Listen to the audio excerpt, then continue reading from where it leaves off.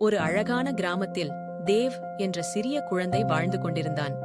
அவன் எப்போதும் வானத்தில் உள்ள நட்சத்திரங்களைப் பார்க்க மிகவும் விரும்பினான். ஒவ்வொரு இரவும் அவன் தனது வீட்டின் சிறிய ஜன்னல் அருகில் அமர்ந்து வானத்தை குறித்து கனவு காண்பான்.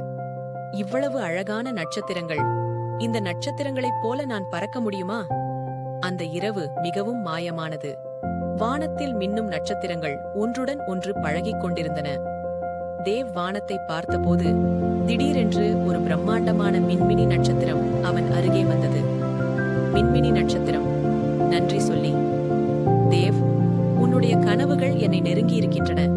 இன்று நீ என்னுடன் வானத்தில் பறக்கப் போகிறாய். தேவ் வியப்புடன், நான் உண்மையில் வானத்தில் பறக்கலாமா என்று கேட்டான். மின்மினி நட்சத்திரம் அவனை அழகாக தூக்கிக் கொண்டு இரவின் வானத்தில் பறக்க ஆரம்பித்தது.